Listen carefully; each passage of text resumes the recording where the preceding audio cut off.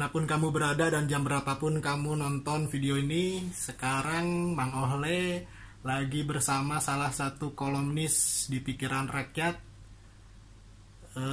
namanya Eko Maung. Ya, Eko Nur Kristianto. Eko Nur Kristianto. Kayak tiangan ngaran Eko Maung, ngaran Eko Maung kolumnis teh. Ya, nama aslinya Eko Nur Kristianto, tapi lebih dikenal di jagat persilatan sebagai Eko Maung. Eko Macan. Lain Eko Orai ya. Eko Beruang Madu. Eko Maung. Dua nama yang singkat. Ari Eko Maung memaungkan dirinya siapa? Yang pertama kali muncul nama Maung itu dari mana, Mang? Seingat saya tuh dulu waktu zaman SMA ya. Ini kan panggilan dari teman-teman. Itu waktu zaman SMA, saya masih ingat betul. Jadi yang namanya ekspresif ya, lalu militansi dan lain-lain kan itu fluktuatif ya. Itu naik turun.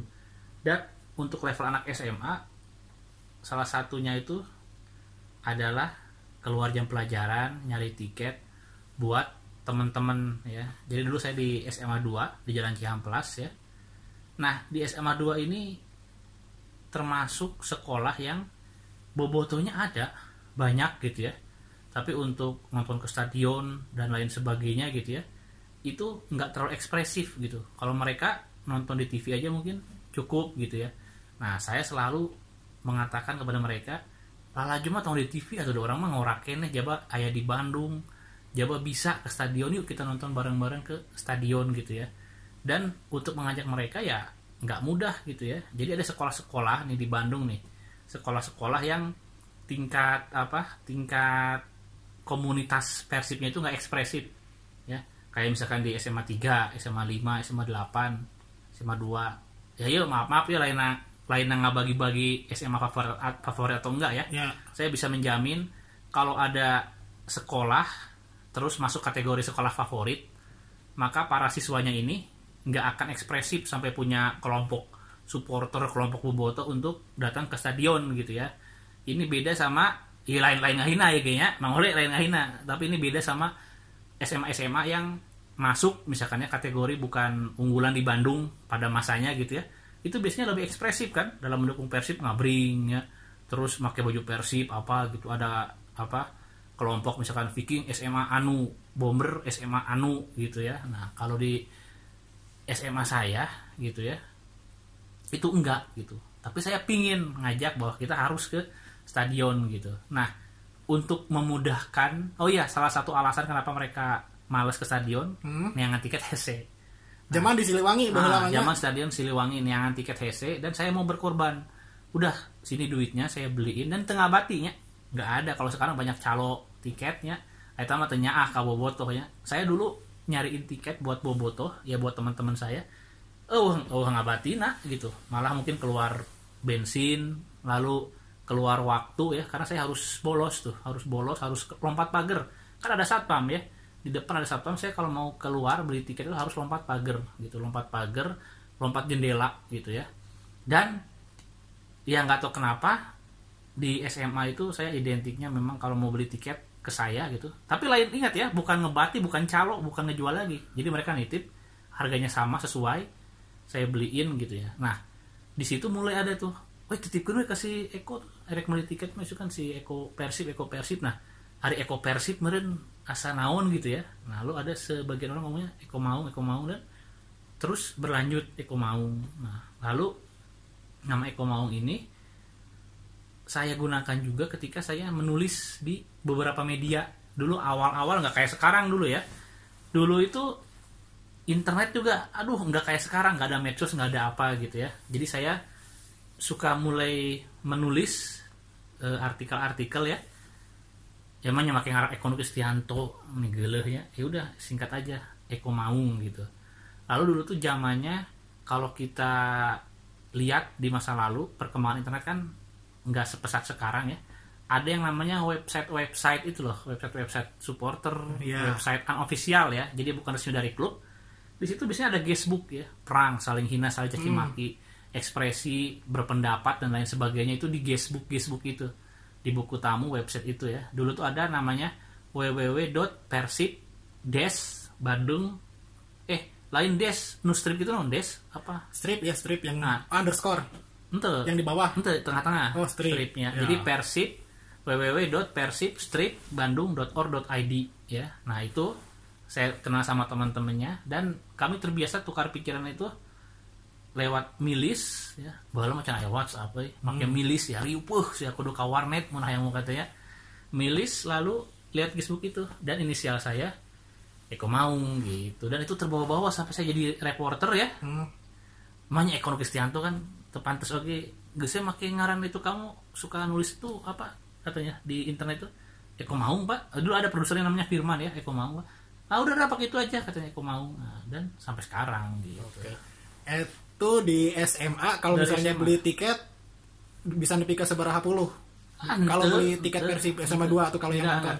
Nah makanya saya kasih tahu bahwa sebetulnya ini juga kalau menurut saya sih ya beruntung ya. Jadi beruntung anda yang sekolah di sekolah tidak favorit gitu ya. Beruntung karena biasanya kan teman-temannya lebih suka main, nggak ada tuntutan belajar dari orang tua ya. Orang tua juga biasanya lah budak orang mah geus lah sekolah ge alhamdulillah negeri cenah ya. Geus alus lah negeri ge alhamdulillah. Jadi gitu rata-rata Nggak terlalu fokus belajar. Teman-temannya gitu ya. nggak fokus belajar. Secara akademik juga mereka nggak ada persaingan apa. Jadi lebih suka main, ekspresif gitu ya. Jadi sekali nonton tuh bisa berapa puluh gitu ya. Saya ingat banget kalau ikut tur ke Tangerang aja ya. Ikut tur ke Tangerang, ke Banten dulu lawan apa? Lawan Krakatau Steel gitu Pelita ya. KS. Pelita KS kan suka ngadain tur ya. Ya. Dari Gurame itu ada tur. Itu ada anak SMA ini sampai banyak gitu ya. SMA 2 mah. SMA 2 cuma saya doang. Cuma saya doang. Terus pertandingan kandang pun SMA 2 mah nggak sampai 10 lah. Kalau teman-teman saya palingan juga 8, 7 itu udah banyak. Plus mungkin ada kakak kelas ya. Itu juga nggak banyak-banyak banget gitu ya. Jadi sebetulnya kalau misalkan nih yang belum pada sekolah, yang belum pada SMA, terus kepikiran di SMA teh hayang boga babaturan lalajo Persib, ngabring gitu. Ya tong masuk SMA favorit gitu ya. Tong masuk SMA favorit. Karena ntar di SMA yang favorit itu ya, teman-teman kamu beda kerjaannya tuh udah siap UMPTN, kalau gue bimbel, les bahasa Inggris, boro-boro lalajo Persib gitu ya. Ya, kamu ayeuna stadionnya jauhnya. Jadi kalau anda pingin jadi supporter sejati, kudu beleguk ti ayeuna. Kudu bodoh, geus kudu bodoh ya sekolah teh asal-asalan we lah gitu ya. Asal lulus. Beda. Mau negeri alhamdulillah gitu ya. Oke. Gitu ya. Mang, eta ti SMA. Kalau suka Persib dari kapan? Dari kecil? Nah, saya juga termasuk, makanya saya tuh banyak mengapresiasi Anda tuh beruntung gitu ya dari SMA yang begitu tapi seneng Persibnya banyakan, bikin fans club apa ya, bikin kelompok, bikin distrik ya. Termasuk saya juga sebetulnya kalau dikatakan suka Persib dari kapan, saya tuh nggak seberuntung teman-teman yang tertular dari lingkungan dan lain sebagainya ya. Yang suka Persib dulu tuh suka nonton Persib itu kakek saya. Namanya Pak Haji Emo ya, almarhum. Itu suka nonton Persib gitu. Ke stadion. Di TV enggak di Oh, di TV. TV. Nah, ntar saya ceritakan bahwa saya tuh nonton Persib perdana di keluarga saya itu cuma saya di ke stadion tuh ya. Jadi mereka tuh nonton di TV udah cukup, nonton TV ya. Terus bapak saya tuh orang Solo. Ayo nusuk ngahina orang Jawa memang orang Jawa. Bapak orang tuh orang Jawa, orang Solo. Dan kalau misalkan dulu tuh ada namanya Arseto Solo ya. Nah, bapak saya mengamati juga Arseto Solo. Bahkan kalau nggak salah tuh bapak saya tuh dulu sempat kalau dulu tuh orang ya mau jadi pemain bola nggak sesulit sekarang, ada kelompok umur, persaingan, SSP gitu enggak. Kalau nggak salah tuh bapak saya tuh seangkatan dengan Sudirman ya. Nah Sudirman, tapi karir bola bapak saya nggak diterusin karena kan ada peluang kerja. Dulu mah mendingan kerja kan, dulu mah lulus SMA atau lulus SMP juga bisa kerja gitu ya. Sampai ke Bandung, ke Jakarta merantau. Nah, ya bapak saya milih ke Bandung, karir bolanya stop, tapi ya seangkatan tuh Sudirman, Oki Putirai gitu. Arseto itu Arseto Solo. Arseto itu kalau nggak salah punyanya keluarga Cendana dulu pendanaan tuh ya. Ari Sigit. Oh, punyanya Ari iya, Sigit iya, ya, iya. keluarga Cendana. Jadi bapak saya tuh dari Solo, ibu saya tuh orang Bandung Cicalengka gitu ya. Jadi kita darah Jawa Darah Jawa Sunda gitu ya. Jadi saya tahu betul lah maksudnya kultur Jawa. Terus kenapa orang Sunda tuh kalau udah sampai di pemerintahan nggak lama gitu. Karena saya melihat keluarga saya nih kalau dari Jawa ternyata lebih solid karena saling tutup, saling backing dan sebagainya. Kalau orang Sunda nyelancang sorangan silih omongkeun mun aya nu sukses diomongkeun gitu ya. Nah itu tuh tapi tong dibahas ayeuna lah yang kayak Ya. nah ini seperti saya dari dua budaya ya, Jawa Tengah.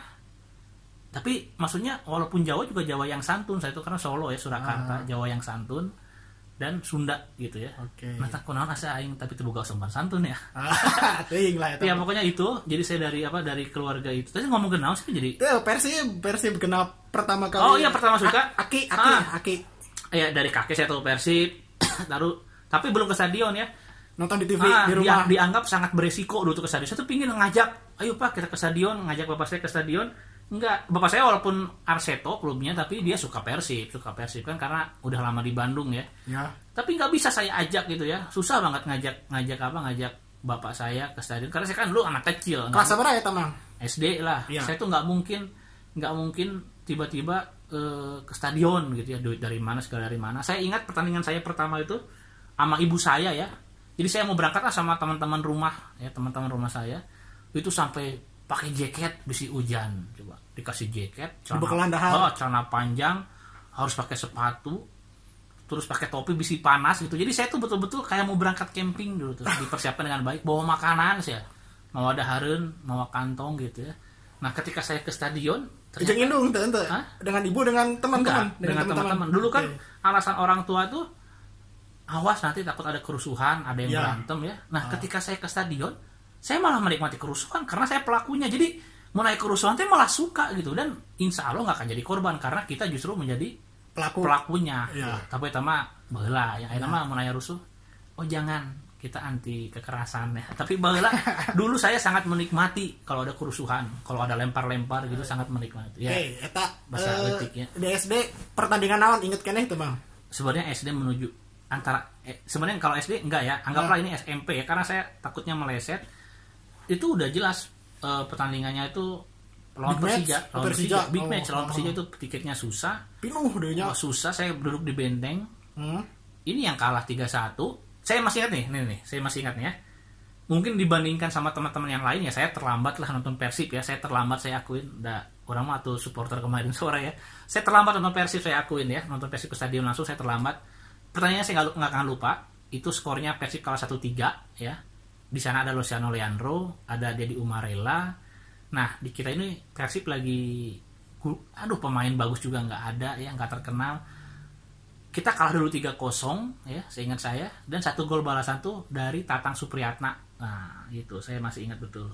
Itu kerusuhannya tahun kalau nggak 99 itu adalah, jadi ketika saya nonton Persib pertama kalinya ke stadion, di situ pula pertama kalinya terjadi gesekan antara Jackmania dan Boboto Persib gitu ya. Jadi itu pertandingan sulit tuh, tiketnya sulit, semua sulit. Boboto aja banyak yang ketahan, saya alhamdulillah bisa masuk.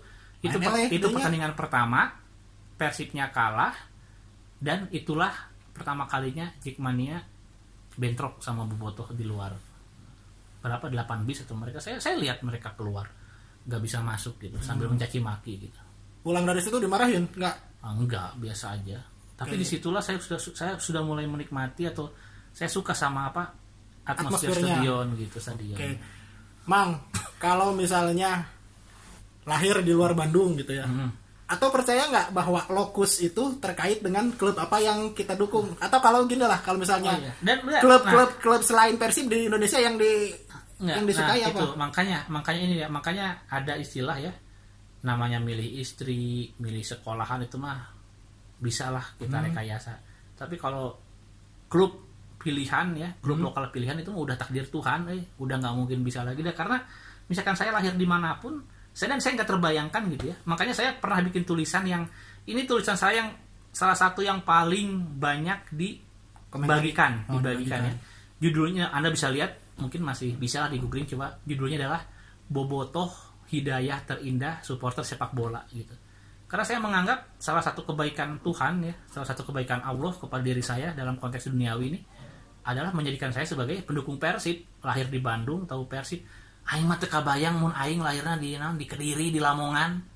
Manya aing rek jadi pendukung Persi Kediri, Persila Lamongan, terus Persekapas Pasuruan. Meni gaya-gayana ya. lain ngahina tapi dan memang ya aduh sedih kayak itu. Oke. Emangnya orang kayak lahir di Karawang gitu ya, lahir di Probolinggo. Oke. Aduh. Iya. Geus Lahir di Bandung emang? Lahir di Bandung. Oke. Mang ari klub sepak bola luar naon? Dukung naon? Ya standar itu sebetulnya salah satu yang nggak saya banggakan ya. Saya tuh suka sama Manchester United. Standar bisa. Ya, ayo nomornya 2018 tidak dibanggakan teh baheula-baheula. Oh, nah ini nih, makanya saya suka Manchester United kan standar ya. Saya tuh jadi ada masanya menjadi pendukung MU tuh nggak keren karena banyak banget ya. Dulu MU lagi jago-jagonya dan standar kalau orang suka MU ya. Tapi percaya sama saya tuh suka MU tuh bukan pas lagi jago-jagonya. Jadi bukan zamannya David Beckham, bukan zamannya Cristiano Ronaldo ya. Saya tuh suka MU ketika zamannya Gary Pallister, Dennis Irwin, Kanchelskis, kanyawan umurna euy. Iya, Paul Ince. Jadi Eric Cantona. Nah, pemain idola saya, favorit saya Eric Cantona karena Eric Cantona tuh gak punya sopan santun, temperamen, arogan gitu ya. Jadi memang karakter-karakter pemain yang seperti itu sebenarnya sedikit banyak itu mempengaruhi kehidupan saya sehari-hari gitu ya. Nah, itu Eric Cantona saya udah paling suka Eric Cantona. Jadi karakter pemain dengan karakter seperti itu emang dibutuhkan. Iya, jadi saya tuh termasuk orang yang menganggap pemain brilian itu ya udah. Jadi saya tuh orang yang sangat memaklumi kalau ada orang brilian gitu ya. Memang kelakuannya itu kurang ajar, terus gimana ya? Intinya kata-kata brilian gitu ya. Itu bagi saya itu permainan di lapangan saja. Buktinya apa gitu. Ya termasuk dalam kehidupan sehari-hari ya. Kalau dia mau kayak begini ya gini, yang penting kerjaan beres, terus dia kewajibannya beres gitu. Jadi nggak perlu berharap dia santun, terus nggak temperamen atau apa. Itu mah apa ya? Karena ada yang ngomong attitude ya itu penting ya. Oke, itu penting gitu. Tapi bagi saya attitude itu bisa ditanggulangi kalau kita punya hal-hal lain yang bisa menanggulangi itu gitu loh. Jadi buat saya sih attitude itu susah loh kalau orang pingin punya attitude gini loh. Ada orang-orang yang mungkin punya attitude bagus ya. Nah, dan itu sangat berat loh ya, menjaga perilaku, menjaga ucapan, daya dan ngeunah tuh ngomong anjing, goblok, setan, bagong. Nah, itu enak banget loh. Tapi ada orang-orang yang demi attitude, demi nama baik di masyarakat dia jaga itu gitu ya. Dia tahan itu. Itu nggak nyaman gitu ya. Dan kadang hal-hal seperti itu biasanya diekspresikan ketika di stadionnya. Iya, makanya stadion tuh membentuk saya ngomong kasar, ngomong jorang gitu. Itu sebenarnya di masa lalu dan saya nggak ingin merubah itu memang. Makanya saya tuh terbiasa nih kalau Anda perhatikan lingkungan saya atau hubungan pertemanan saya ya. Saya tuh bukan tipikal orang yang persahabatan terus ngegeng gitu, enggak gitu. Saya tuh termasuk orang yang semaunya, seenaknya gitu. Makanya ya jarang sekali mungkin orang yang bisa memaklumi gitu. Makanya saya tuh secara nggak langsung membiasakan diri saya untuk bisa hidup mandiri gitu. Jadi nggak bergantung sama orang lain. Dari mulai kehidupan ya nafkah, pekerjaan dan lain sebagainya, saya nggak terlalu bergantung sama orang lain gitu. Walaupun tentunya faktor orang lain ya namanya manusia ya ngaruh ya, kita kan makhluk sosial gitu. Tapi nggak perlu juga gitu hanya untuk uang, hanya untuk makan saya harus nyembah ke orang lain, menjaga hubungan kekerabatan dan lain sebagainya, ya nggak perlu juga gitu. Oke, Mang. Jadi nyanyi sih topiknya tuh. Nyantai heureuy ya, jadi itu nyambung lagi masalah attitude. Kan di medsos gitu ya. Kemarin aja bahkan ada yang datang ke sini bahkan ngomongnya Mang Eko teh cunihin. Oh, nah, iya. itu nyaman nggak dengan image Eko Maung teh omes atau cunihin gitu? Iya, buat saya sih nggak apa-apa ya. Maksudnya saya nggak apa-apa gitu. Dan itu kan pilihan. Ya. Saya tuh selalu menganggap semua orang juga seperti itu. Ya, pada dasarnya itu ada sifat-sifat purba lah seenaknya dan lain sebagainya. Ya mungkin ada beberapa orang yang sangat baik, soleh gitu ya. Ya itu saya nggak nyampurin lah ya. Cuma saya lihat secara umum tuh orang tuh memang seperti itu. Tapi dengan berbagai hal mereka mencoba menutupi, mereka mencoba mengendalikan gitu. Dan ini juga sebetulnya karena pertemanan saya dengan Aye Betik ya. Orang-orang seperti kami sungguh sangat beruntung gitu. Ketika kami tidak perlu mengendalikan itu, tidak perlu menutupi itu, tapi ternyata tidak memiliki dampak juga gitu sama kehidupan kami gitu. Kan ada orang yang misalkan, wah orang mah embung ngomong gitu engke bisa wah tengen aku si ieu engke si eta embung meuli produk urang engke urang teu meunang ieu jaringan urang itu enggak lah ya. Makanya Al-Fatihah lah buat Mang Ai Beutik ya. Jadi Ai Beutik sama saya itu punya banyak persamaan, salah satunya dalam bertindak seenaknya. Jadi sangat enak loh. Bersedekat apa Mang dulu dengan Ai Beutik Mang? Ya deket lah, maksudnya banyak hal yang cuma kami berdua kan. Mang Ai itu kan orangnya juga sebetulnya kalau di depan publik tuh Karismatik. ya sangat dekat sama orang lain gitu ya. Justru saya kalau lagi banyak orang ya, saya yang menjaga jarak sama Mang Ai, tapi kalau lagi berdua bisa semua diomongin. Bahkan sampai menjelang kepergian Mang Ai Beutik juga cerita banyak hal, termasuk hal pribadi tentang hubungan ya, keluarga gitu, cerita ke saya. Dan bisa jadi ada beberapa cerita yang dia nggak bagi ke orang lain. Nanti mungkin dalam tulisan ya, entah kapan ya, mungkin puluhan tahun lagi kalau saya masih hidup dan sudah saatnya, nanti akan saya ceritakan juga apa yang pernah Mang Ai katakan gitu ya. Sama saya gitu. Nah, karena kalau sekarang mah pasti goncang, maksudnya ini akan mengganggu stabilitas suatu komunitas kalau saya omongin sekarang. Begitu. Dan akan sangat mudah diserang balik sayanya, difitnah di apa gitu. Ya entar aja lah. Gitu. Seberapa tahun deh kira-kira ta? Nyangke lah. Mana orang ya keleh nanti. Ya, oke. Mang, Ai sekolah SMA 2. Lulus dari situ ke nah ini banyak yang nggak tahu ya. Saya tuh gini nih, makanya saya bilang saya tuh kuliah saya kan sekarang tahunya kan orang tuh saya di Fakultas Hukum ya. Anak hukum. Awalnya tuh saya kuliah tuh bukan ke Fakultas Hukum. Saya tuh awalnya ke Fakultas Teknik di Unpar, Universitas Parahyangan gitu ya. Ada masanya dulu tuh kalau ke Unpar tuh bukan alternatif, Unpar tuh pilihan. Dulu mah Unpar satu gelombang loh, nggak kayak sekarang berapa gelombang ya kampus-kampus swasta, karena kan sulit untuk mendapatkan mahasiswa ya. Dulu mah ke Unpar pilihan gitu. Ketika saya udah keterima di Unpar, nah Nicholas Saputra aja nggak keterima di Unpar, coba dia tuh milih arsitektur gitu ya. Seangkatan nama saya Nicholas Saputra aja katanya nggak keterima di Unpar. Nah saya keterima di Fakultas Teknik Unpar ya. Seangkatan dia teknik juga ngambilnya? Nggak keterima. Dia nggak keterima, dia malah keterima di UI. Itu nggak, dia ngambil di Unparnya teknik bukan? Iya arsitektur, satu fakultas sama saya ngambilnya. Jadi udah keterima di Unpar. Ya cuma jujur saja, saya tuh adalah orang yang suka sama perempuan cantik ya. Ini maaf ya. Tentu saja ada perempuan cantik di Fakultas Teknik, tentu saja ada gitu ya. Tapi kan nggak sebanyak di Vkom, di hukum gitu, psikologi gitu ya. Nah saya tahun pertama saya di Fakultas Teknik, saya ini merasakan ini bukan dunia saya gitu. Kenapa? Karena saya ini kan tipikal orangnya verbal ya. Orang verbal itu suka ngomong, suka ngomentarin, suka ngeritik gitu-gitu ya. Sedangkan orang-orang teknik itu enggak. Mereka fokusnya kerja, angka dan sebagainya. Itu yang pertama. Lalu tentang perempuan. Tadi saya udah bilang di Fakultas Teknik ada perempuan yang cantik, ada. Cuma kan beda tingkat cantiknya gitu ya. Gini loh. Ada cewek biasa, perempuan biasa ditempatkan di Fakultas Teknik. Jadi gara-gara banyak kan Fakultas Teknik itu mayoritas laki-laki jelas ya. STM lah ya, kuliah mereka. Banyak laki-lakinya, terus laki-lakinya pada jorok-jorok, kadang-kadang ya ini teman-teman saya bukan ngomongin orang teknik enggak. Apalagi teknik sipil teknik sipil. Kunaon emang? Iya, teknik sipil. Kebayangkan cowok-cowoknya teknik sipil. Ya. Coba kalian aja yang di mana di Fakultas Teknik sipil itu kadang-kadang ya, zaman angkatan saya itu ya marah kayak sendal, tanah mandi. Jadi pada cuek gitu. Perempuan juga ya, makanya perempuan biasa aja jadi cantik banget di sana gitu. Sedangkan saya tuh kuliah tuh ya, udah ngeluarin duit mahal-mahal gitu ya.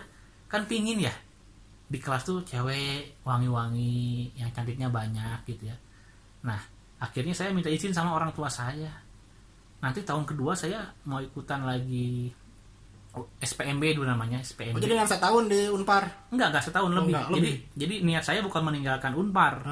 Tapi mau kuliah 2 gitu, kuliah 2. Okay. Jadi saya bilang karena kan dulu Unpar mahal ya. Nah, kalau UMPTN dulu SPMB itu murah banget SPP-nya. Ya. Saya ingat betul. Jadi saya yakinkan orang tua saya bahwa nanti saya mau nyobain kuliah 2. Terus kalau keterima gimana? Ya diambil. Tapi tenang, ini kuliah ini murah banget. Saya bilang kalau di negeri, dulu negeri murah. Di Unpad nih ya, di Unpad saya satu semester cuma 375.000 bayangin coba, 1 semester 6 bulan ya. Jadi 6 bulan kuliah di Unpad dulu angkatan saya cuma 675.000. Nah sama Unpar kan jauh ya, Unpar udah paling mahal dulu di Bandung. Saya ngomong ke ibu saya, mah ini nanti kalau masuk ke Unpad tetap saya ambil gitu, karena memang ini nggak ada, biayanya sangat murah gitu. Dan dulu pilihan saya karena mau niatnya kuliah 2 ya, cuma 2 pilihan dulu, karena semuanya kan jadi Nangor, cuma 2 fakultas yang di Bandung, yaitu Fakultas Hukum sama Ekonomi. Ya saya pilih hukum gitu, saya pilih hukum. Keterima. Dan ya karena dulu tuh saya dari SMA itu memang minatnya ke hukum, sejarah gitu. Cuma saya jadi anak IPA karena apa? Karena stigma dulu tuh dianggapnya anak IPS tuh bararodoh kan. Ya. Apalagi di SMA 2. IPS cuma 2 kelas. Jadi minoritas. Jadi kesannya gini, kalau ada orang masuk IPS tuh gara-gara nggak bisa masuk IPA gitu. Nah saya dulu pinginnya memang minat saya tuh ke hal sosial IPS ya. Tapi saya perhatiin teman saya sampai pada deketin guru, pada pengen masuk IPA gitu ya. Aduh, masa orang. Nah kalau saya kan nilainya cukup ke IPA, masa malah nggak diambil IPA-nya.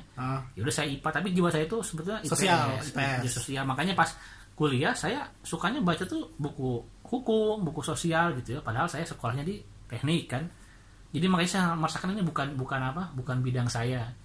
Akhirnya saya ikut lagi SPMB di Fakultas Hukum, keterima, dan kuliah 2. Sempat 2 tuh bolak-balik ke Gandok ya, ke Cimuleut. Unpar di Pati Ukur gitu ya. Tapi lama-lama saya pikir capek jabah ya ngapain. Tugas loba adanya. Akhirnya saya pilih, ketika disuruh milih sama orang tua saya, karena jadi drop nilainya, jadi parah-parah gitu ya. Suruh milih, saya milih yang banyak mahasiswi cantik gitu. Saya milih Unpad gitu. Jadi motivasinya cantik. Jadi benar. Tapi emang banyak yang cantik di hukum. Banyak di Fakultas Hukum. Ini saya kasih tahu ya. Fakultas Hukum Unpad. Istrinya Darius ya. Dona Agnesia. Nah, Dona Agnesia itu alumni Fakultas Hukum Unpad gitu ya. Masih banyak lah. Jadi kalau saya ditanya salah satu motivasi atau apa gitu ya, kenapa milih Fakultas Hukum, kenapa pingin kuliah di hukum, simple, perempuannya cantik-cantik, udah cuma itu aja gitu. Karena apa? Karena keluarga saya tuh nggak ada yang punya bisnis hukum, pengacara jaksa hakim, apa nggak ada. Malah saya tuh dianggap itu kuliah bunuh diri ya sama orang tua saya, karena biasanya gitu pertanyaan adik dari naon gitu. Sarjana ya. hukum, sarjana ekonomi kan banyak banget ya. Itu mah beresiko, terus kita kan nggak punya orang yang di bidang sana. Tapi ya namanya kalau kita udah fokus, udah serius ya tekuni gitu ya. Karena kalau masalah rezeki mah dari Allah Subhanahu wa taala, udah ada yang ngatur lah gitu. Okay. Makanya nih adik-adik nih ya, daripada Anda kuliah kan ada kuliah tuh pingin kerja, geus jangan mikirin kerjanya karena semua jurusan itu makanya ada di fakultasnya, makanya ada gitu ya jurusan itu, karena nanti ada yang membutuhkan gitu loh. Kayak pustakawan gitu ya, arkeologi itu ada yang membutuhkan gitu. Jadi jangan khawatir sama apa. Jadi tong mikir kuliah hayang gawe ya geus, pokona mun hayang kuliah tujuannya kudu hayang awewe geulis. Karena kalau banyak cewek cantik ya, itu kamu akan sering kuliah, jadi nggak bolos. Nah, jadi akhirnya ya serius kuliahnya gitu. Okay. Tukang demo tuh, Mang, waktu kuliah? Apakah tukang demo? Nah, saya tuh itu makanya saya tuh ikutan dulu LPPMD. Apa itu? Lembaga Pengkajian dan Pengabdian Masyarakat Demokratis gitu ya. Itu adalah suatu lembaga di Unpad yang sangat disegani lah. Itu pendirinya kan aktivis 98 gitu ya. Nah, jadi kalau disebut aktivis, saya tuh sering ngasih materi, berpikir, diskusi, dialog ya. Tapi saya kok nggak terlalu tertarik ya sama aksi-aksi ke jalan gitu ya. Karena apa? Karena saya itu menganggap kalau ada aksi gitu harus rusuh. Kayak sepak bola kan saya itu zamannya menikmati kerusuhan ya. Dan nanti malah berantem sama teman sendiri, karena teman-teman saya pasti jangan rusuh, jangan terprovokasi. Nah, padahal kalau saya malah ayo kita provokasi biar rusuh gitu loh. Gitu. Makanya saya nggak terlalu tertarik kalau aksi-aksi ke jalan, enggak. Tapi kalau dialektika di kampus ya, bikin tulisan, menghasut, memprovokasi, sampai sekarang tuh saya disebutnya provokator tuh. Ya saat kasus-kasus Persib juga termasuk ya dianggap menghasut, padahal enggak gitu. Jadi kalau provokator kan kesannya jahat ya. Jadi mungkin membuka ruang diskusi. Iya, kalau saya cuma memberi pencerahan bahwa sebenarnya gini gitu. Jadi ini nih yang unik seperti ini gitu ya.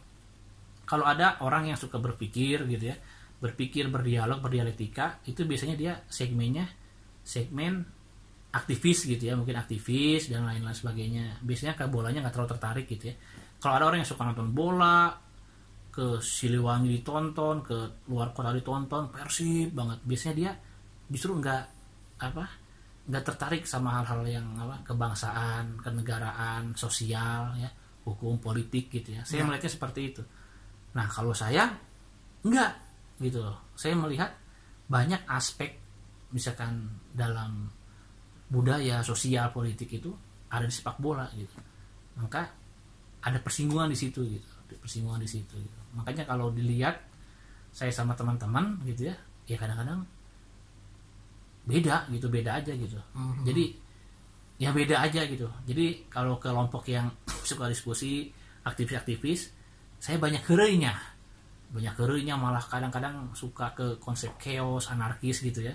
Nah itu kan aneh kan, wah kunaon ini kok terlalu berhura-hura nih anak gitu.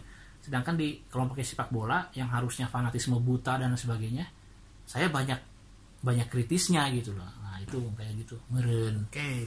Di Unpad itu berarti udah mulai, kalau di kampus mah mungkin yang lebih banyak orang yang lebih senang nonton Persibnya, jadi ke stadion udah banyak teman waktu itu ya. Ke Unpad saya beda juga gitu ya. Nah ini nggak tahu nih, di ruang ini mungkin saya buka juga nih, karena gini loh, di Unpad itu kan banyak bobotoh dengan embel-embel kampus Viking Unpad gitu ya. Viking Unpad kan ya, mengambil saya nggak setuju kampus ya. Saya nggak setuju sama embel-embel Viking Unpad. Kata saya bilang, mari kita dukung Persib ke stadion pakai embel Unpad, tapi bukan dengan nama Viking Unpad, saya bilang, tapi menggunakan kata-kata bobotoh Unpad saja, bobotoh Unpad. Kenapa Kang Eko kok nggak setuju ini? Saya katakan begini, kita ini orang-orang terdidik gitu ya. Kita ini kan orang yang nyakola di kampus ya, dan kampus kita ini satu kampus terbaik di Indonesia dan kampus terbesar di Jawa Barat gitu ya. Otomatis kita tuh harus menunjukkan bahwa kita tuh orang-orang yang berpendidikan, intelek, nyakola, tahu ilmunya gitu ya. Dan kita di kampus kan, apalagi ada anak FISIP ya, diajarin tentang demokratis, transparansi gitu ya, kontrol, check and balance gitu ya, tirani gitu. Dan kita tahu bahwa nilai-nilai itu nggak ada di Viking, saya bilang tuh, ya kan? Ketua seumur hidup, dan lain sebagainya gitu ya. Makanya saya tidak memusuhi Viking, saya tidak anti Viking, karena saya pun juga teman-teman yang anak-anak Viking ya, Kang Aibetik, Kang Yana, Kang Rudi Boseng, Kang Ewok, semua saya kenal ya. Cuma kalau konteksnya dilekatkan di kampus, itu sama dengan menunjukkan kepada masyarakat bahwa ya kita tuh beleguk aja gitu, bodoh gitu ya. Kenapa? Karena kita yang terdidik, yang tahu ilmunya, tahu teorinya, ternyata malah melekatkan embel-embel kampus dengan suatu hal yang sangat bertolak belakang gitu ya. Gitu loh menurut saya. Jadi ada hal-hal yang kita pelajari tentang demokrasi, tentang bahayanya tirani, penyalahgunaan kekuasaan dan lain sebagainya ya. Itu kok malah kita menautkan diri dengan hal seperti itu dan bawa nama-nama kampus. Itu sama dengan ngomong ke masyarakat kalau Unpadnya butut gitu, Unpadnya mahasiswa berleguk, bodoh-bodoh gitu ya. Sekali lagi saya nggak anti Vikingnya, enggak gitu. Cuma saya keberatan kalau Unpad yang saya cintai ini dileburkan dengan nama Viking gitu. Karena di Unpad saya belajar tentang ilmu, tentang teori-teori ya, organisasi dan lain sebagainya, bahwa harus ada pembatasan kekuasaan, ketua itu nggak boleh seumur hidup dan lain-lain. Saya belajar dari Unpad gitu. Tiba-tiba ini ada Viking gitu, ketua seumur hidup dan lain-lain gitu ya. Nah itu enggak, bagi saya enggak. Makanya saya malah musuhan, terus cenderung tidak akrab sama anak-anak Viking Unpad sampai sekarang. Sampai sekarang gitu ya. Okay. Dan alasannya udah jelas ya. Alasannya udah jelas saya buka di sini gitu. Kenapa? Bagi saya sangat nggak logis gitu ya. Sangat nggak logis gitu. Saya sempat yang agak kasar saya bilang, saya sangat kasar sekali waktu itu sama anak-anak Viking Unpad.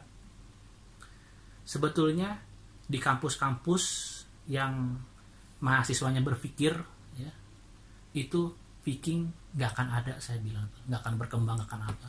Udah saya tunjukin aja ITB, terus Maranatha, Unpar tuh. Saya anggap itu 3 kampus terbaik aja ya. ITB, Maranatha, Unpar. Ada nggak komunitas itu berkembang banget nggak? Ya ada juga, memang ada anak Viking kuliah di situ ya ada gitu, tapi kan nggak sampai Berorganisasi. wah sampai gede gitu, enggak gitu, karena jelas itu kan berpikir itu loh, aslinya berpikir. Dan bagi saya orang-orang yang berpikir nggak akan tertarik untuk melekatkan embel-embel Viking dengan kampus mereka. Dengan gitu. kampus. Kalau dengan profesi nggak apa-apa. Oh kalau sama teritorial gitu ya, Ya. itu nggak masalah. Misalkan Viking Batu Jajar, Viking Cimahi, Viking Purwakarta. Karena untuk Viking memudahkan koordinasi Cikarang, mungkin ya. Karena itu kan motivasinya beda ya. Itu kan nggak harus berpendidikan, tahu teori, enggak. Itu karena faktor kedekatan, faktor bermasyarakat, bersosial, itu malah bagus gitu ya. Jadi lebih solidaritas, itu nggak apa-apa kalau itu mah. Tapi kalau kata-kata Viking dilekatkan sama kampus gitu ya, nah itu kita bisa menilai, kita semua bisa menilai kampusnya, isinya seperti apa, mahasiswanya, kita bisa menilai di situ. Oke, sebuah masukan yang bagus dari Eko Maung. Kemudian nih S2 juga di Unpad.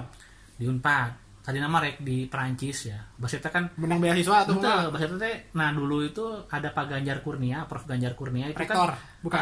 rektor Unpad itu adalah mantan atas kebudayaan di Perancis. Pak Ganjar ini pengaruhnya edan di Perancis ya. Di Perancis tuh pengaruhnya edan. Terus kami itu berdua sama-sama pernah ikutan Damas ya, dari mahasiswa Sunda. Pokoknya nyambung lah, Persib iya, terus Kasundaan, kami sama-sama suka lagu-lagu Sunda gitu ya. Dulu tuh sekretarisnya Pak Ganjar itu, sekretaris atau apanya lah gitu, itu adalah menantunya Pak Ateng Wahyudi ya, gimana Ibu Kerry Lestari. Iya, mungkin anak-anak sekarang nggak tahu Ateng Wahyudi siapa nih. Wahyudi yang googling banyak di ya pokoknya Ateng Wahyudi itu ketua umum Persib yang legendaris aja, selain dari Rusada. Ya, itu. Ya gitu ya. Nah, berarti kan suaminya itu manajer di klub Persib kan, Pak Dandan ya. Nah, udah punya deket, nyambung. Sempat ada omong gini, Eko tos lulus SJina Parantos. Eko nanti ada pameran pendidikan ya, silahkan daftar. Eko pilih kampus manapun, nanti tanda tangan Bapak pasti masuk. Iya betul. Ya, betul sekali. Jadi tanda tangan Pak Ganjar akan sangat sakti untuk masuk beasiswa di Perancis. Masalahnya adalah aing kudu bisa bahasa Perancis tuh bisa. Jadi Padahal di sana ceweknya cantik-cantik. oh iya, jadi gini nih. Salah satu bangsa atau negara yang paling males pakai bahasa Inggris itu adalah orang Perancis. Karena orang Perancis itu menganggap bahasa mereka itu bahasa paling indah di dunia atau apa gitu ya. Jadi seluruh kampus di Perancis, seluruh kampus loh, saya katakan seluruh kampus ya, itu nggak ada satupun yang bahasa pengantarnya bahasa Inggris. Jadi TOEFL saya itu nggak ada artinya di sana. Saya tetap harus Bisa bahasa Perancis. belajar lagi bahasa Perancis. Lah saya nggak sanggup waktu itu. Jadi dilepas aja. Ya pokoknya nggak jadi aja dulu. Ya. S2 di Unpad. Dan Hukum. Dan satu hal lagi di Perancis itu kalau orang tuh bukan nggak ada, tapi sangat jarang orang belajar hukum ke Perancis ya. Karena Perancis itu biasanya orang belajar seni, teknik mesin kayak gitu loh. Teknik kalau Perancis itu memang bukan orang belajar hukum. Biasanya kalau orang Indonesia belajar hukum ke Eropa tuh ya ke Belanda, biasanya ke Belanda gitu. Mungkin ada ya, saya nggak tahu, mungkin ada yang lulusan S2 hukum Perancis ada, cuma sangat jarang gitu. Padahal lebarnya negara nulis di Iya, tapi kan ya beda lah mungkin pertimbangan. Oke. Mang, S2 hukum di Unpad, terus kerja di sempat kala bisi tenyarah oke ya. Mang Eko tuh baheula pernah jadi presenter acara ngaranna Persib Aing di STV. Dulu ada TV lokal di Bandung namanya STV. Ya presenter. Nah, dulu bisa diceritain Mang kumaha bisa sampai jadi presenter? Ini awalnya makanya ada yang nih, kalau misalkan ada orang yang tahu saya ya. Saya tuh orang yang anti nepotisme dan lain sebagainya lah pokoknya. Makanya saya tuh ketika masuk ke STV itu, saya tuh ngelamar. Itu masih kuliah? Masih kuliah. S1. S1-nya. Okay. Saya tuh melamar loh, bukan gara-gara dibawa siapa atau gara-gara siapa masuk ya. Saya melamar. Boleh ditanya sama orang-orang. Ketika malamnya diumumkan membuka lowongan reporter, saya paling pagi ya datang ke STV. Paling pagi bawa lamaran, bawa contoh-contoh tulisan, dan sebagainya saya siapkan gitu. Jadi memang saya ngelamar gitu loh. Jadi bukan karena siapa di bawah siapa gitu ya. Terlepas ketika nama saya muncul di mungkin mereka rapat ya, lalu Eko ini iya, nah itu persoalan lain. Cuma saya nggak merengek tolong dimasukkan dan lain sebagainya, enggak gitu. Saya melamar gitu ya. Saya melamar, bener-bener melamar. Itu gitu. melamarnya lowongannya waktu itu posisinya reporter.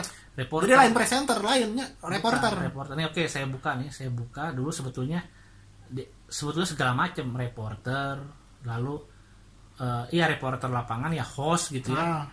Asisten produser, scriptwriter gitu ya. Dan saya sangat menikmati. Disebut menikmati banget, mungkin saya harus akui, pokoknya saya sangat tidak berkeberatan dengan itu gitu. Jadi kalau mikir profesional nih, jabatan-jabatan rangkap itu ya, scriptwriter, reporter apa-apa, kalau di TV-TV nasional itu pasti gajinya double atau apa. Kalau saya enggak gitu. Karena saya itu termasuk orang yang agak individualistis, enggak percayaan gitu ya. Makanya semua saya kerjain sendiri gitu. Dan Anda bayangkan dulu tuh saya tuh megang berapa episode ya, dari tahun 2000, anggaplah 2006 sampai 2011, anggaplah kurang lebih 2010 tuh 50 tuh saya megang tuh hampir ratusan episode sama saya gitu ya. Jadi produser ongko? Iya, segala macam. Asisten produser, iya pokoknya segala macam sama saya, dan memang nggak ada stopnya gitu. Jadi tiap minggu memang di otak saya, di pikiran saya Persib. Ya. Ada masanya seperti itu gitu. Dalam pikiran saya itu cuma Persib gimana, Persib ini pemain baru, pemain ini siapa yang diambil, pelatih ini gitu. Kerjaan saya sehari-hari dulu selama bertahun-tahun gitu, dan saya sangat menikmati gitu ya. Ya, artinya bisa mendapatkan akses ke ruang pemain. Nah, itu juga jadi banyak yang anggap gara-gara saya. Ini kita lihat Anda bisa melihat di Instagram atau apalah, ketika orang bisa punya akses ke pemain, mereka malah enjoy, terlalu dekat dan sebagainya. Sekali lagi, karakter orang itu dibentuk sama pendidikan dia gitu ya. Saya belajar tentang kontrol. Saya belajar juga tentang jeleknya orang kalau udah terlalu dekat sama orang. Karena nanti kalau misalkan dia berbuat salah atau melenceng, akan canggung untuk dikritik dan sebagainya. Makanya saya itu kenal sama pemain-pemain Persib ya, zaman dulu. Nggak ada yang dekat, nggak ada. Saya nggak pingin nyimpen nomor mereka kalau nggak ada keperluan dan lain sebagainya gitu. Karena saya pingin tetap menjaga jarak sama pemain tuh, gitu loh. Sama pemain sama pelatih, jaga jarak aja biasa aja. Kalau misalkan mereka kritik, mereka udah menurut saya nggak oke, saya kritik, udah jadi enak gitu. Okay. Kalau sekarang kan sekalinya kenal pemain lebay kan, ya dibawa menghadiri ini, menghadiri itu gitu kan.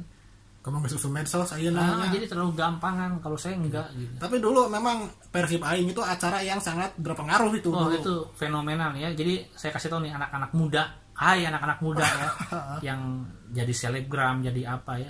Jadi zaman saya dulu tuh zaman sangat konvensional ya. Media-media konvensional kayak koran, TV, terus radio, ya itulah yang jadi acuan gitu ya. Dan dulu tuh ada masanya menurut survei Nielsen malah kalau nggak salah ya. Jadi Persib ini ratingnya paling tinggi. Salah satu parameternya gampang. Sponsor-sponsor nasional seperti Extra Jos, Telkomsel itu mau jadi sponsor di acara TV lokal gitu. Jadi yang pertama itu Persib Aing, keduanya Pojok Si Cepot atau apa gitu. Jadi menurut rating survei mereka ada program-program lokal yang mengalahkan program-program nasional. Iya. Jadi luar biasa gitu. Luar biasa menurut saya. Cuman kenapa emang nggak bertahan itu kenapa sih? Karena apa tuh? Ya nggak tahu ya. Itu kan ya mungkin apa ya. Saya sih ya mungkin beda zamannya gitu ya. Mungkin sekarang mungkin platformnya udah beralih ya, ya itu mungkin bisa. Okay. Dan saya saya sih berpikir saya meninggalkan kehidupan itu di saat yang tepat lah menurut saya, tepat gitu ya. Bukan dalam kondisi nggak ramai lalu saya pergi, nggak gitu. Saya tinggal itu masih dalam kondisi masa jaya-jayanya gitu. Iya. Okay. Gitu. Dan karena apa? Karena efeknya masih terasa sampai sekarang. Ya emang saya mah ya itu ya orang nggak nyari tahu ya. Nyari tahu ya. Waktu zamannya Persib Aing dulu. Ya. Itu gampang saya. Kalau misalkan saya lagi belanja ke minimarket aja, Alfamart, tiba-tiba ada cewek, kok mau? Nah, udah itu minimal saya telanjangin di mobil udah bisa itu. Jadi zamannya beda gitu loh. Sekarang orang bisa terkenal ya. Sekarang itu kalau orang mau terkenal tuh gampang. Jadi viral, Instagram apa. Kalau zaman dulu mah enggak gitu. Makanya kalau ada orang udah masuk TV apa gitu ya, itu udah sangat diuntungkan gitu ya. Gini loh, perempuan ini, menang ngomong kenapa itu? Nyesok tenan naon bebas. Perempuan ini melihat cowok tuh cuma 4 hal. Yang pertama adalah cakep. Ya, cakep, ganteng ya. Kita nggak munafik lah. Ada yang ngomong, oh perempuan bukan makhluk sosial, waduh udah beki awalnya laki kasep ya. Nah, kegantengan, lalu yang kedua duit ya, harta itu ngaruh lah, makanya banyak kan perempuan cantik kabogohan goreng patut bisa beunghar ya. Jadi ganteng, duit, status sosial ya, makanya pejabat, kalau nggak artis-artis sama jangan duitan tapi ada artis gitu ya. Nah, itu ngaruh sama popularitas mungkin bisa ya. Oh, humoris. Perempuan itu suka sama cewek humoris ya. Jadi ada 4 hal nih yang cewek sukai. Intinya 4 hal ini kalau cowok punya salah satunya aja udah bisa dia dapetin cewek. Itu ganteng, kalau nggak duit. Yang ketiganya status sosial, kalau nggak popularitas ya. Atau humoris gitu. Kalau saya kan ganteng, enggak. Ya marah. Ganteng enggak. Harta, duit juga enggak lah ya. Humoris juga ada orang mah garing. Nah, tapi dulu ya ada masanya saya tuh dianggap populer ya. Ya. Ngakuin tuh Mang Oleh bahasa saya orang populer ya. Iya. Dan perempuan suka itu. Jadi dulu mah gampang gitu. Saya akuin dulu ya. Saya tuh dulu sehari tuh bisa jalan sama 3 cewek. Net sih. Pokoknya saya percaya nggak dulu saya bisa jalan sama 3 cewek sehari. Sama 3 perempuan. Terus kalau ada orang, pokoknya kalau ada perempuan nyapa duluan ke saya, itu udah itu mah sama dengan menyerahkan diri aja. Ya saya nggak tahu nih yang ini mungkin ada yang pernah saya apain ya, minta maaf ya, mohon maaf. Oke, permohonan maaf resmi dari Eko Mau. Iya, mohon maaf ya. Mang, sebelum obrolan jauh melencengnya bahaya oke tah. Halo Mas ya. kerja di Kemenkumham. Selepas dari STV ya. Nah, selepas dari STV. Oh masih, sebetulnya saya double tuh, cuma nggak benar-benar nggak kejar lah itu. Jadi teka garap 2 sawah aja. Pindah. Jadi kerjaan saya tuh penyiar radio pernah. Ini saya cerita yang sekarang aja, yang saya lakuin sekarang. Pokoknya nggak melanggar undang-undang. Jadi kerjaan saya yang utama itu kan peneliti ya di Kementerian Hukum dan HAM. Lalu, saya tuh redaktur juga di Bobotoh ID ini ya. Nah, kalau Anda suka nonton Bobotoh ID apa itu pasti ada saya sekali-kali muridnya itu. Kolumnis di mana? Di Pikiran Rakyat.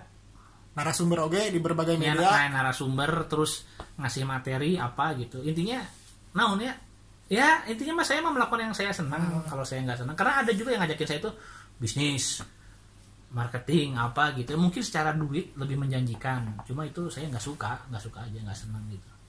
Jadi saya sukanya itu ngajar, ngasih materi, ya kayak gituan lah. Oke, emang di Kemenkumham dari tahun 2010 lah ya. 2010. NIP saya 2010. Okay. Mang, ini ngomongin Bobotoh nih. Sekarang kan media kritik banyak ya. Kalau dulu mah paling dina SMS dina koran supaya kalau Bandung. Yang kayak gitulah. Saluran untuk menyampaikan kritik itu dulu terbatas. Sekarang udah nggak ada saringan nih. Jadi kira-kira kritik yang baik itu kalau dari Bobotoh yang harusnya seperti apa sih?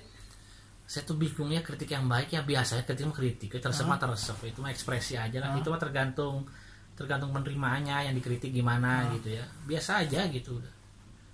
Jika ke orang ya kan lo banget tersep ke orang mereka ya si mah gitu wah si mah yang kapuji terus yang populer naon ya emang bener kali ya, bisa jadi itu bener, bisa jadi ya gimana lagi gitu. Masa mana kudu membangun nih, mana mau tersep ke orang temunan gitu, mana kudu membangun orang kudu enggak, bebas aja gitu, mau caci maki udah bebas lah, bebaskan aja nama. Cuma kan kalau sampai ngomong ada tersinggung yang dikritik, diadukan itu resiko gitu, diadukan mana ditewak undang-undang ITE gitu. Jadi kritik mah bebas, kamu ngapain aja, cuma ada konsekuensi di sana. Udah gampang kan, simple. Oke. Bang, kalau ngomongin stadion nih ya rada-rada melenceng ya bahasan.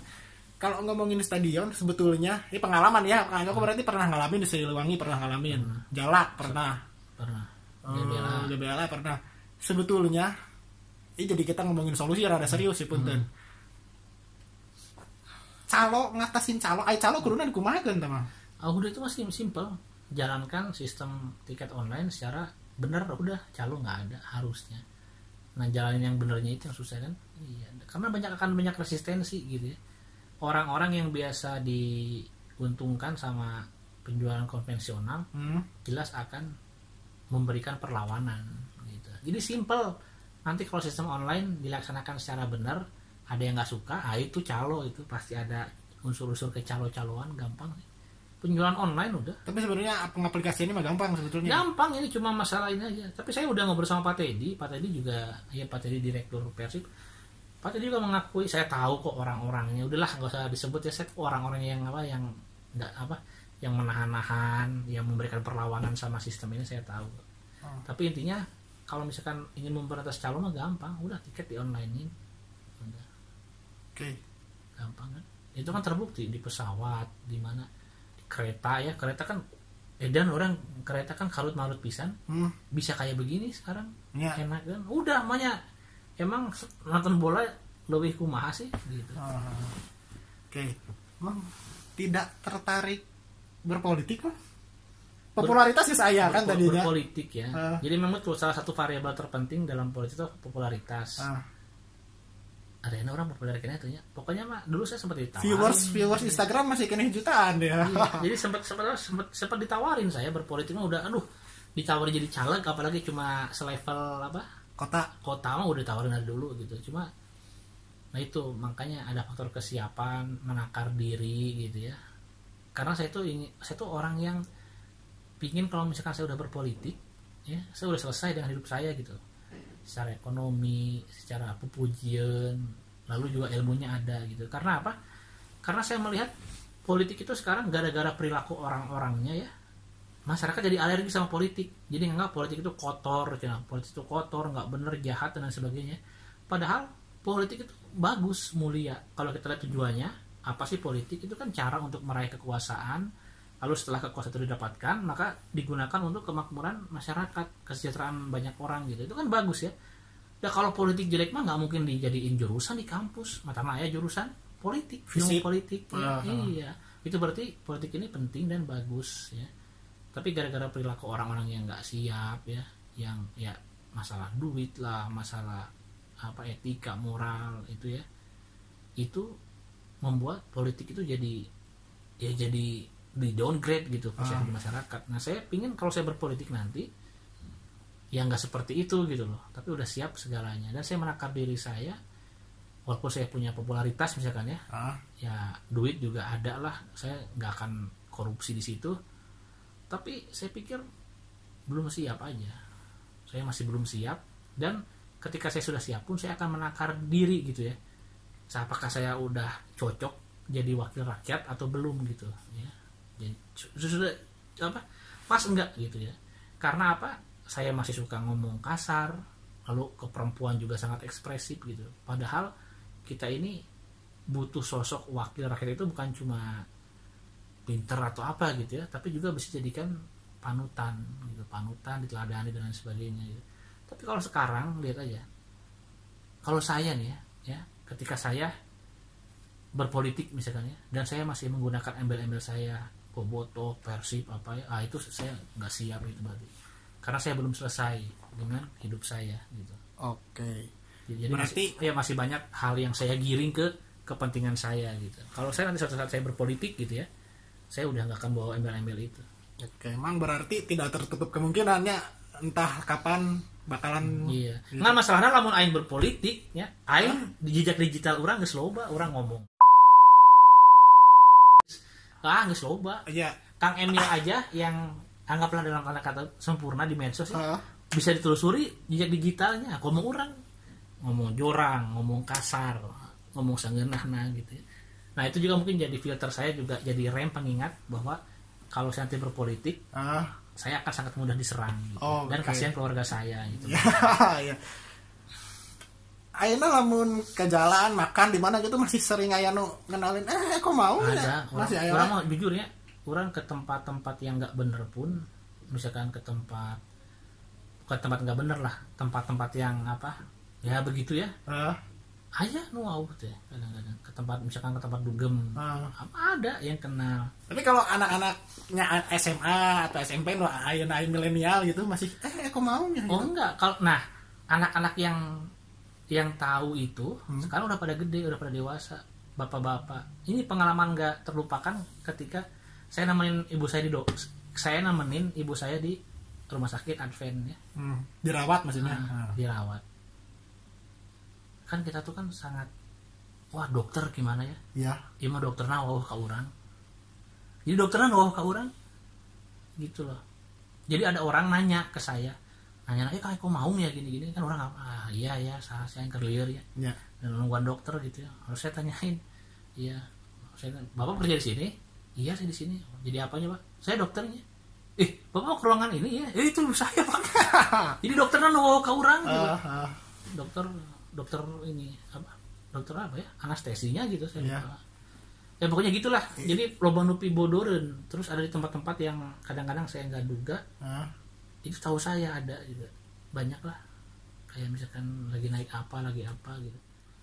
Pernah apa ya? Pernah bermasalah nggak gitu dengan keomesannya atau dengan popularitas yang sering disalahgunakan? Pernah ada kesulitan nggak atau bahkan aya nu kocak atau pengalaman nu paling berkesan? Apa ya? Keomesan.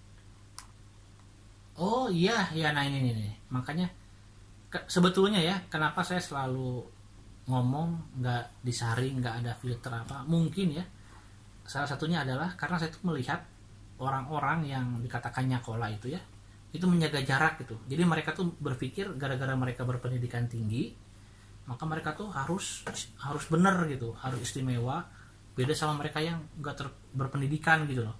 Jadi mereka tuh harus menjaga tutur kata, mereka harus perfect gini, sehingga mereka lebih istimewa, enggak gitu ya. Makanya saya itu suka ngomong ya ceplos-ceplos, ngomong jurang apa. Sebetulnya karena ya udah kita sama gitu loh, kita sama saja gitu loh. Jadi bukan berarti saya ya sekolah gitu ya lalu saya beda sama kalian loh gitu yang nggak sekolah, enggak gitu. Makanya saya kadang-kadang ya ngomong kasar, ngomong ini ya kumaha aing we gitu, karena kami sama, kita sama gitu. Karena pernah ada kejadian ini, dan ini sering kejadian ya. Misalkan saya nongkrong nih di suatu tongkrongan gitu ya ngomong jorok, ngomong apa anjing, goblok ini, wah ngomong seenaknya ya. Lalu saya pergi ya. Biasanya di situ tuh nanti ada orang yang nyeletuk, itu siapa sih kok ngomongnya itu nggak dijaga ya, kayak orang nggak sekolah itu. Nah orang yang ngomong kayak gitu itu sering banget justru tingkat pendidikannya jauh di bawah saya gitu. Jadi ibaratnya itu siapa sih ngomongnya kok nggak dijaga, itu pasti nggak sekolah itu tuh, pasti lulusan apa SMP apa SMA gitu. Nah padahal yang ngomongin saya itu kalau dari segi pendidikan formal ya itu jauh di bawah saya gitu, kadang-kadang begitu. Justru sebetulnya saya ngomong seenaknya dan lain sebagainya itu ya, itu sebetulnya ya karena saya tidak ingin gitu, gara-gara saya terdidik maka saya harus lebih dari mereka yang nggak punya kesempatan buat mendapatkan akses pendidikan lebih gitu loh. Saya pikir sama saja kita manusia, kalau misalkan kita ekspresif kita itu sama aja gitu. Karena saya sangat, ini contohnya di sekitar saya gitu. Jadi ternyata sikap diam mereka itu karena mereka merasa lebih pinter, lebih terhormat, terus lebih harus menjaga tutur kata dan lain-lain. Saya pikir itu sifat yang sombong gitu. Dan sombong itu bahaya, karena setan pun ya diusir dari surga itu bukan karena onani, bukan karena ngeganja, itu karena sombong loh. Jadi setan itu diusir dari surga gara-gara sombong, bukan gara-gara ngebokep atau apa, gara-gara sombong gitu. Dan itu buat saya bahaya gitu. Nah, terlepas dari banyak yang ngomong saya sombong lagi, saya tahu ya sombong lagi, morenges, so tahu apa ya, tapi niat saya nggak kesana gitu aja. Karakter orang kan beda-beda gitu ya. Ya terakhir deh ya, jadi terakhir. Tengah rokok kan? Enggak. Tengah rokok. Nah itu. Teh alkohol itu aja. Makanya tuh, orang mikir kalau nggak ngerokok terus nggak alkohol pasti libidonya. Iya. Tinggi. Makanya banyak yang mikir si Eko kurang gampangan sangel. Karena saya hidup saya sehat loh ya. Saya nggak merokok, saya nggak minum alkohol. Nah kalau sekarang sih udah agak berumur ya, jadi nggak terlalu itu. Kalau cuma Anda bayangkan saya waktu umur 20-an nggak ngerokok, lalu nggak minum alkohol, makanan juga bergizi semua ya. Karena saya tuh dibiasakan sama ibu saya ya, kalau makan apapun yang kita makan ke dalam tubuh harus ada gizinya gitu. Makanya kayak makan mie instan tapi polos ya, itu sama ibu saya mendingan nggak makan sama sekali gitu. Jadi minimal harus ada telur gitu, sayur. Jadi apapun yang masuk itu harus ada gizinya gitu ya. Dan gizi saya baik sampai sekarang juga, saya sangat selektif lah kalau makan ya. Anda bayangkan nggak ngerokok, nggak alkohol, gizi bagus, terus dulu masih sering main futsal sama jogging. Nah, kumaha teh gimana nggak bugar coba saya. Oke, ya. Hiji deui ieu mah ya. Nah, itu jadi Hiji deui betul nya teh ieu mah bener terakhir Mang. Penutup ya Mang. Menurut Eko Maung, definisi jorang teh naon Mang? jorang. Saya mah nggak tahu ya. Saya mah ini mungkin karena saya Atau batasan, mungkin batasan atau definisi jorang tuh apa ya sih? itu kalau udah mulai mengeksploitasi atau membuat orang merasa terlecehkan ya, itu bagi saya itu batasannya di situ aja gitu. Dan sampai saat ini sih saya kan nggak pernah menyerang orang tertentu ya secara seksual apa enggak. Oke. Gitu ya udah gitu. Oke, gitu aja ya. Iya. Sudah larut malam juga, jadi sampai ketemu di Nah, itu sare yang lainnya. Oke.